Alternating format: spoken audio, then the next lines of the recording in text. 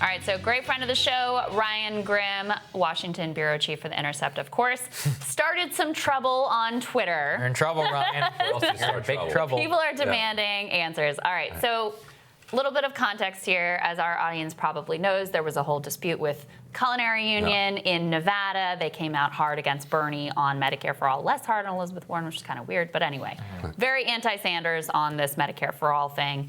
And you sent this tweet, which says, hey, Culinary 226, check in with your government affairs people. There are not 60 votes in the Senate to ban the private health insurance you got in your union negotiations, nor will there be after the election. You're going to be okay. And then you elaborated, just because campaigns have goals and aspirations, and both Warren and Sanders have proposed banning private insurance in their first terms, doesn't mean it's going to happen immediately, and it doesn't mean those aspirations are lies. People understand this in real life. Right. So immediately you were attacked saying that you're saying the quiet part out loud, that everybody who is a progressive understands that Medicare for All never actually would pass. Obviously, just want to give you a chance to respond to that. What were you talking about, Ryan? Well, so Twitter is a place where there's a lot of confusion because people do not, for good reason, follow every single tweet of mine throughout the last year. But I've been saying this same thing. Yes. It's just now a more kind of heightened, anxious time. And so people are like, whoa, what's going on here? They also missed the part about private insurance. We're talking about private insurance here, not necessarily whether you're going to get some Medicare version of Medicare for All.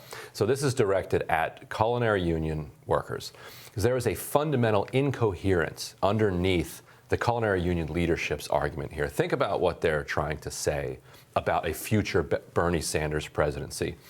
They're suggesting that Bernie Sanders is elected president.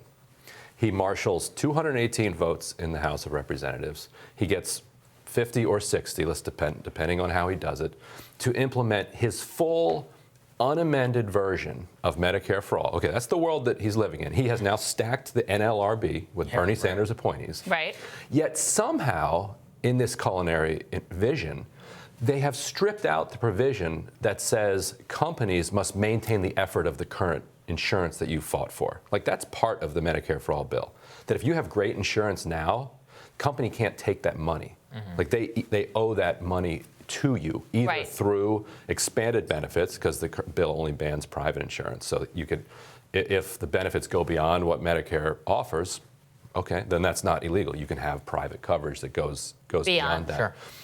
If the union decides they don't want that, then they have to be paid. They could get a pension benefit. You know, they can negotiate around that. But the law says that the company must turn that those savings over to the worker. So, and there's a specific process laid out in the bill. This was the change that Sanders made to it to make sure that there would be new negotiations overseen by the NLRB, so that employees would certainly benefit from this. And it's certainly legitimate to question whether or not that is going to become law. But you can't say, well, all of the rest, the 99.99% of Medicare for All, which is much more controversial than this provision right here that protects union workers' health care. That's not going to become law, but all of this will. And that's so incoherent that it suggests that something else is going on here. Maybe it's not about Bernie Sanders taking away your private health insurance. Something else is happening. So my point is that if you're a voter and your concern is that you're going to lose your health care because Bernie Sanders is elected, find some other concern, because that's not the thing that you actually have to worry about. Life will get better for you in particular. The dust-up you created, Ryan, was bolstered even more whenever AOC actually spoke with the Huffington Post. She said, quote, worst case scenario, we compromise deeply and we end up getting a public option. Is that a nightmare? I don't think so, she said. So essentially what happened is that a lot of centrists pointed that. They said, oh, Ryan Grim and AOC are moving the goalposts, saying that actually they're not going to get full-blown Medicare for All and that they could end up with a public option. What do you think AOC is trying to say here? And this is another case where she's said this kind of thing all along. What she says is you make a strong maximal demand, and that puts you in the best negotiating position. And I would add to that campaigns are not necessarily the start of negotiations. It's where you build your leverage for the negotiations. Right. But campaign messaging is about messaging to the public what your values are. Yes. Like, what's my vision for society? Right. And I don't think that there are a lot of people out there who believe that when a president is elected, their issue page just becomes law by the fact that they were elected. Now, these are people who are by definition American citizens because they're voting in American elections. So they have lived their entire lives in this, or lots of their lives in this country. They know that that's not how this works. They understand that the way AOC described it is much closer to reality. Well, I think that's how I've always looked at this issue, is about trust. So like whenever, because I like to think of it through the prism of Trump on immigration, which is GOP voters were like, we want immigration reform, restriction.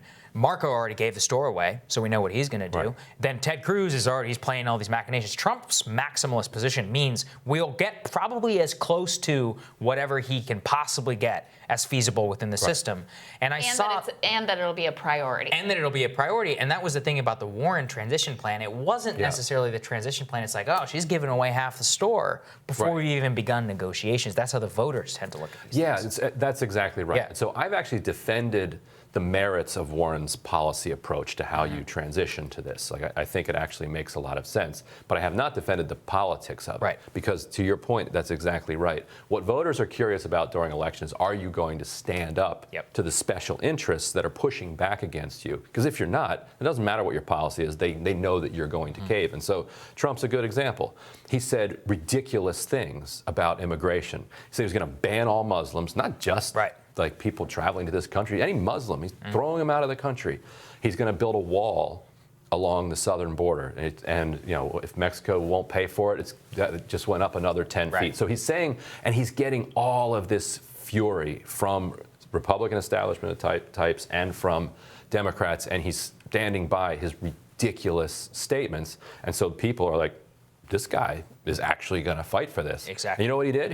He actually did fight for the wall. It got a fence. I mean, that's more than anything. It's utterly illegal. I don't know how. Like, there was a shutdown over this. Yeah. He lost the fight. And he's like, actually, I'm just going to spend the money anyway. DOD. Yeah, and meanwhile, Democrats run around like, we're going to get contractors to figure out what the actual price would be, as if that's like... That's not the problem. That's not the issue. Here is, you're knocking down national monuments to build a fence that nobody wants here. Now, Anyway. Let me ask you about the politics, though, with AOC in particular. Also, we should just say, like, the lumping together of you and AOC doesn't make any sense. You're a journalist, right, et cetera, and she's actually a surrogate for the campaign. It's fine.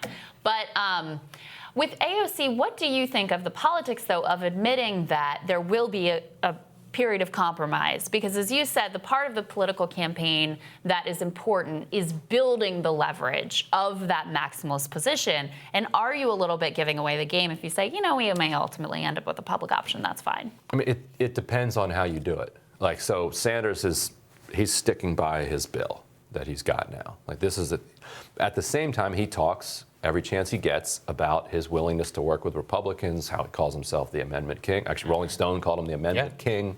You know, so he talks about how he was able to work with John McCain. To reform the VA. So he talks about his ability to compromise with Republicans. So he's willing to compromise.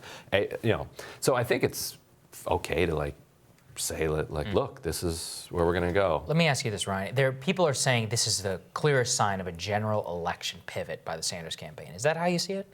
Well, no, because none of it came from the Sanders campaign. I mean, AOC is an independent actor. It'll be interesting. They didn't manipulate you into saying this. This wasn't their talking point that they put it out into your Twitter feed. I'm sure they don't agree with so. They're probably like, thanks a lot, Ryan. Yeah. I mean, so I'm a reporter, so I can just tell you what the reality is. That's not what campaigns do. Like, campaigns are not like they're trying to create a new reality. I'm telling you this is what the actual current reality is. But I mean, I get why people are upset because Warren got slammed. And I think they got confused. You know, it was a political problem, not a policy problem that she was confronted with. Last question I have, and this is a pivot, but I'm just so curious of your thoughts. Who do you think, I mean, I think it looks pretty good for Bernie Sanders to be in position to win Nevada, given the strength he has with Latinos, how much work they've been doing on the ground, and the utter and complete collapse of Joe Biden nationally, and we assume in that state. We haven't seen any polling. Like, who do you think is really in contention there to potentially win? That's right. And, you know, it's really hard. It's hard for these kind of white pollsters who don't have enough Spanish language capacity to and understanding of Latino community to get into and poll in a significant way, and they should be ashamed of it. I never even thought about that. Yeah, well, and the caucus process, of course, makes it even more complicated. Right, but they nailed Iowa pretty effectively. Yeah. So when they say that they can't poll a caucus, point out that they're quite good at polling white caucuses. It's like, oh, as soon as it becomes diverse, you're like, you know what? We can't do anything here. We have no idea what these brown people are going to do. So, like you said, Sanders has a great operation there.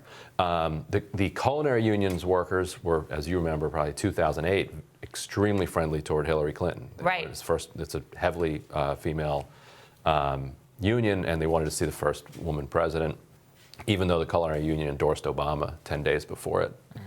They showed up with T-shirts, I love my union, but I love Hillary. They've been, of course, radicalized. A lot of them have been radicalized in the same way that the rest of the country has over the last, how many years is that since then? Yeah. Sanders dominates among Hispanic voters. He dominates among young voters. He dominates among people who are enthusiastic about showing up. He's going to be facing super PAC ads from the Democratic Majority for Israel group. Which may has or nothing to do with Israel, though. Right, doesn't have anything to do with Israel. Don't worry. I mean, it might at some level, but the ads don't. They took credit for dampening his support in Iowa. That stuff does matter. Yeah, it's going to be interesting. So, but it does look like this is Sanders to lose with nobody else kind of being in contention. Yeah, I just don't even know who could come in second at this point because it's such Somebody has to. Somebody has to, and yet it seems like, the candidates who have some momentum, Pete and Amy, it doesn't seem to be catching on. Yeah. So we'll see. All right, thank you, Ryan. Pedro. Thank you, Ryan. Please stay out of trouble. Listen. I'll try. All right, we'll have more for you right after this.